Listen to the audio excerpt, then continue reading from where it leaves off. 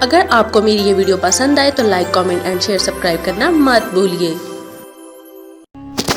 صحرا کی ریت سورج کی گرمی سے تپ رہی تھی۔ چلتے چلتے اس نے گھوڑا روکا اور پیچھے مڑ کر دیکھا۔ پیچھے اس کے ساتھی کا گھوڑا آ رہا تھا۔ اس گھوڑے کے سوار کی حالت سے ایسے لگتا تھا جیسے وہ شدید زخمی ہے۔ اپنے ساتھی کو پیچھے آتا دیکھ کر اس نے دوبارہ اپنا گھوڑا آگے بڑھایا۔ اس کے اندازے سے بے چینی ظاہر ہو رہی تھی۔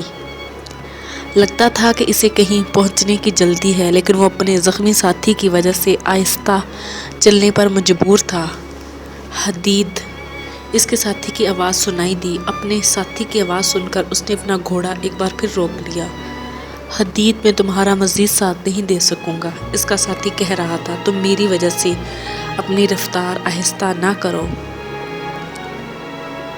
تم کیسی بات کر رہے ہو؟ حدید نے اپنا گھوڑا اس کے قریب کرتے ہوئے کہا۔ میں تمہیں اس حالت میں چھوڑ کر نہیں جا سکتا۔ میری زندگی سے زیادہ وہ خبر اہم ہے جو ہم لے کر جا رہے ہیں۔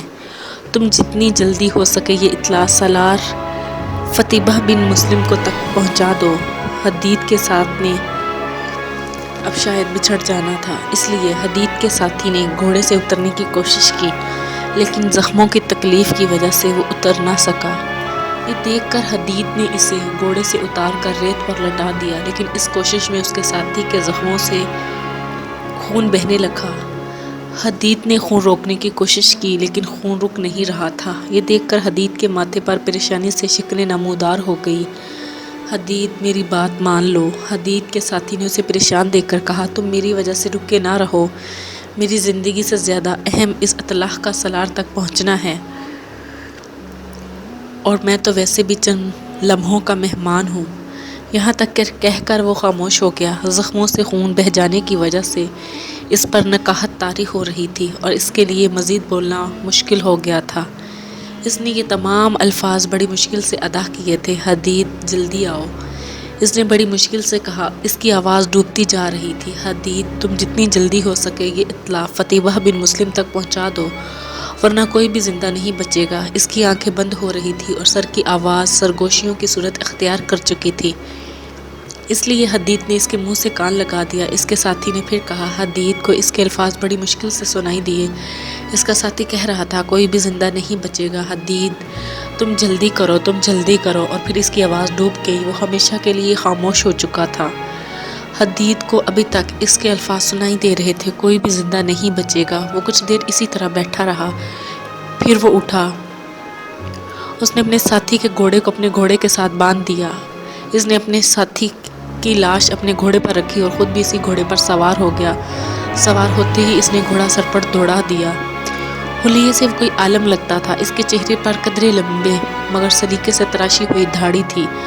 وہ شام کے پھیلتے اندھیرے میں چلا جا رہا تھا۔ اس کی چال میں ایک وقار تھا۔ بظاہر وہ اپنے حال میں مست تھا، لیکن وہ غیر محسوس انداز میں اپنے چاروں طرف نظر رکھے ہوئے تھا۔ مختلف گلیوں سے گزرنے کے بعد آخر میں ایک مکان کے سامنے جا رکا۔ اس نے ادھر ادھر دیکھا، جیسا غلط راستے پر آ گیا ہو۔ اپنے ارد گرد کسی کو نہ پاس پا کر مکان کے دروازے پر خاص انداز میں دستک دے دی۔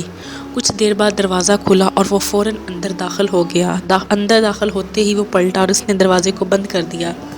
تمہیں کسی نے آتے تو نہیں دیکھا؟ وہ دروازہ بند کر کے مڑا تو دروازہ کھولنے والے نے سوال کیا۔ نہیں، اس نے مسکرا کر جواب دیا۔ آؤ میرے ساتھ، دروازہ کھولنے والے نے کہا، اور اندر کی طرف بڑھ گیا۔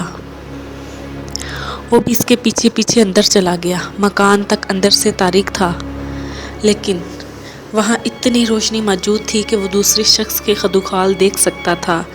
چند کمروں سے گزرنے کے بعد وہ دونوں ایک راہداری میں داخل ہوئے۔ راہداری کے ایک کونے میں مشعل جل رہی تھی، جس کی وجہ سے وہاں روشنی تھی۔ راہداری ایک کمرے کے دروازے پر ختم ہوتی تھی۔ راہداری عبور کرنے کے بعد وہ دروازہ کھولنے والے شخص کے ساتھ کمرے میں داخل ہو گیا۔ باقی مکان کے برعکس اس کمرے میں روشنی تھی۔ قالین بچھا ہوا تھا جس پر 3 آدمی پہلے سے بیٹھے ہوئے تھے۔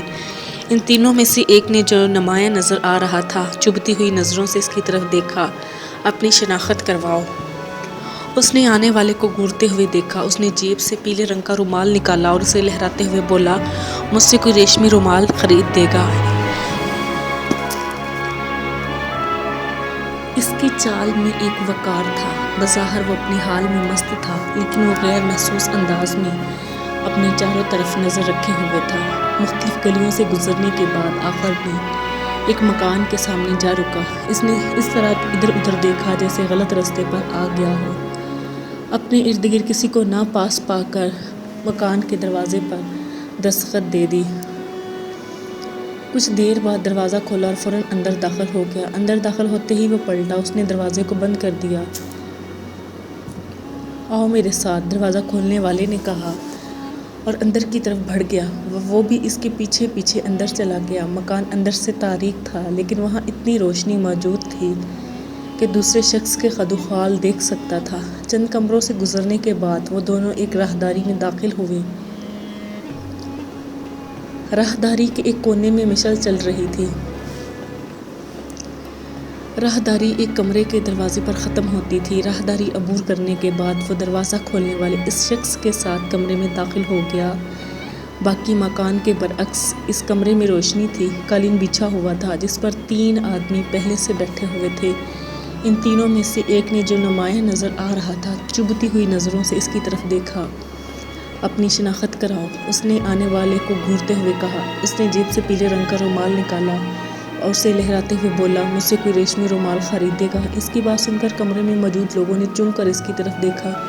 لیکن یہ تو پیلا رومال ہے، مجھے سرخ چاہیے، اس آدمی نے کہا جو عمر میں سب سے بڑا تھا، تم یہی خرید لو۔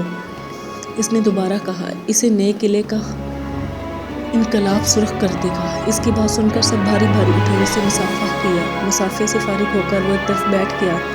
وہ خاصا محتاط نظر آ رہا تھا۔ کہو کیا خبر لائے ہو؟ اندر موجود لوگوں میں سے کسی نے ایک نے پوچھا۔ مجھے نئے قلعے والوں نے بیچا ہے، اس نے جواب دیا۔ منصوبے کے مطابق سب کچھ ہو رہا ہے، وہاں کی آبادی کی اکثریت ہمارے ساتھ ہے۔ مجھے یہ معلوم کرنے کے لیے بھیجا گیا ہے کہ تم لوگوں کی کارکردگی کیا ہے۔ نئے قلعے والوں کو بتانا کہ ہم ان کے اشارات کے منتظر ہیں۔ ادھیڑ عمر شخص بولا، ہمیں یوں ہی اشارہ ملا، ہمارا گروہ حرکت میں آ جائے گا، تو پھر تم ہمارے اشارے کے منتظر رہو۔ اس نے کہا، میرا کام صرف اتنا تھا، میں اب چلتا ہوں۔ یہ کہہ کر وہ اٹھ گیا۔ اس نے سب سے مصافحہ کیا، پھر وہ مکان سے باہر نکل آیا۔ مکان سے نکل کر وہ کچھ دیر بلا مقصد گھومتا رہا، پھر اس نے اپنا رخ تبدیل کر لیا۔ اب وہ شہر سے باہر ویرانے کی طرف جا رہا تھا۔ شہر سے باہر آ کر اس نے اچھی طرح اطمینان کر لیا کہ کوئی اس کا پیچھا تو نہیں کر رہا۔ جب اسے اطمینان ہو گیا کہ کوئی اس کا پیچھا نہیں کر رہا تو اس نے ہاتھ بڑھا کر اپنی دھاڑی کو پکڑا اور اسے ہلکا سا جھٹکا دیا۔ دھاڑی اس کے ہاتھ میں آ گئی۔ اس دھاڑی کے نیچے سے ایک خوبرو نوجوان کا چہرہ نکلا جس پر چھوٹی مگر سلیقے سے تراشی ہوئی دھاڑی بھی معلوم ہوتی تھی۔ اس کے ساتھ ہی اس نے جیب سے سفید رنگ کا رومال نکالا اور اسے سر پر باندھ لیا۔ اب وہ بالکل بدلے ہوئے حلیے میں تھا۔ اس کام سے فارغ ہو کر وہ دوبارہ شہر کی طرف چل پڑا۔ ابھی وہ چند گلیاں ہی مڑا تھا کہ پیچھے سے ایک آدمی آیا اور غیر محسوس طریقے سے اس کے ساتھ ساتھ چلنے لگا۔ اس کا اندازہ ایسا تھا کہ اگر کوئی انہیں دیکھتا تو یہی سمجھتا جیسے وہ دونوں کافی دور سے اکٹھے چلے آ رہے ہوں۔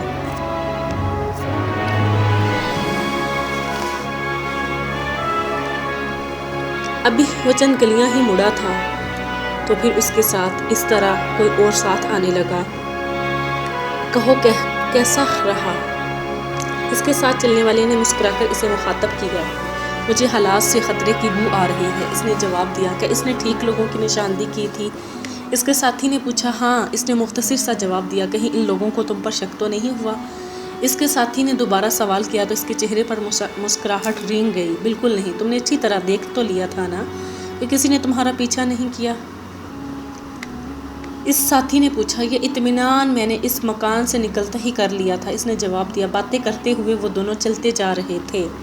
پھر وہ ایک مکان کے دروازے کے سامنے رکے تو اس نے آگے بڑھ کر دروازے پر دستک دی۔ کچھ دیر بعد دروازہ کھلا اور پھر وہ دونوں اندر داخل ہو گئے۔ تم دونوں نے اتنی دیر کر دی۔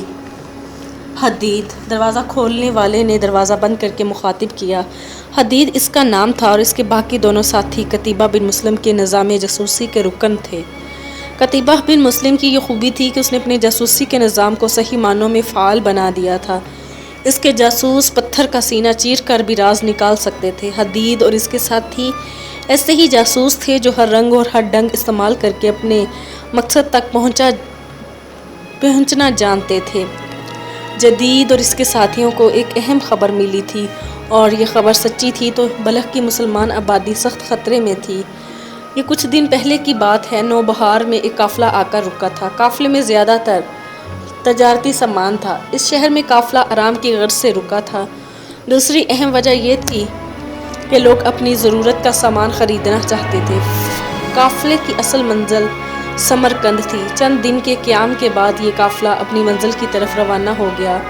قافلہ تو چلا گیا لیکن کوئی یہ دیکھ نہ سکا کہ 2 آدمی قافلے سے علیحدہ ہو کر شہر کی آبادی میں غائب ہو گئے ہیں۔ ویسے بھی اتنے بڑے شہر میں 2 آدمیوں کا ادھر ادھر جانا کوئی اہمیت نہیں رکھتا تھا۔ وہ آدمی کہاں غائب ہوئے تھے اور کیوں غائب ہوئے تھے یہ کوئی نہیں جانتا تھا۔ نوبہار کی صبح شام اس طرح تھے جیسے کچھ نہیں ہوا، لیکن یہاں ایک بہت بڑی سازش کا آغاز ہو چکا تھا۔ قتیبہ بن مسلم جانتا تھا کہ ایسی سازش کسی نہ کسی جگہ ضرور ہوگی، چنانچہ اس نے اپنی آنکھیں اور کان کھلے رکھے ہوئے تھے۔ وہ خراسان میں بیٹھ کر ارد گرد کے علاقے میں چلنے والی ہوا کی آواز بھی سن لیتا تھا۔ اس کی آنکھیں اور کان ہر علاقے میں موجود تھے۔